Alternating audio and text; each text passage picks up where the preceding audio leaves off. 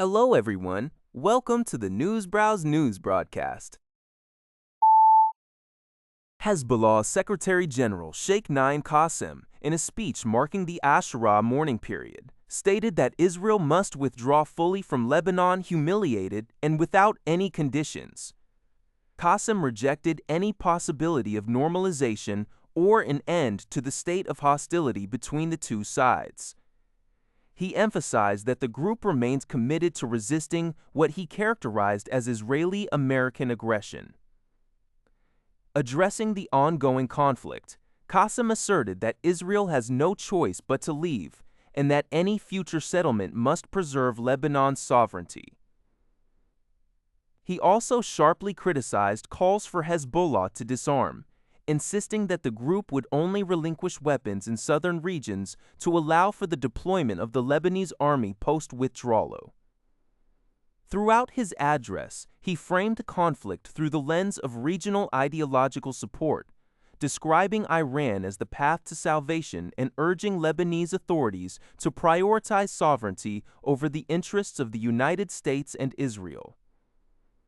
This news is reported by UPI as regional negotiations continue in Washington regarding ceasefire and withdrawal terms.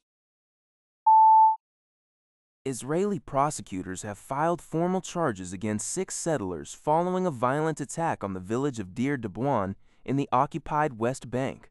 According to an Al Jazeera report, the defendants, which include 5 minors and one 18-year-old, face charges including terrorism, arson, and racially motivated rioting. The incident occurred on June 14th when the group allegedly entered the village carrying incendiary substances and weapons, subsequently setting fire to vehicles and damaging a local mosque while worshippers were still inside. This indictment follows a sharp rise in settler violence across the occupied West Bank in 2026, with the United Nations documenting an average of 6 attacks per day. Despite growing international pressure and coordinated sanctions from countries including Australia, Canada, and the UK, violence has persisted, with further reports of raids on Palestinian homes and mosques continuing as recently as Friday.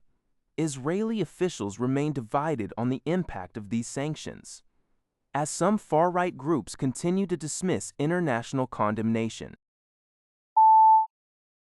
According to a report from the Epoch Times, the U.S. Federal Aviation Administration, FAA, has proposed significant regulatory changes aimed at accelerating the certification process for new commercial aircraft. By aligning its requirements more closely with those of the European Union Aviation Safety Agency, EASA, the FAA seeks to provide a unified framework for major manufacturers such as Boeing, Airbus, Embraer, and Bombardier.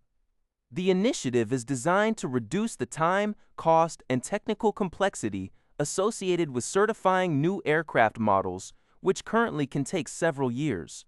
The agency's leadership, including Administrator Brian Bedford, has emphasized that these reforms will leverage advanced technologies to simplify approvals while maintaining or even improving current safety standards. This move follows previous industry calls to minimize the burden of exemptions and special condition filings.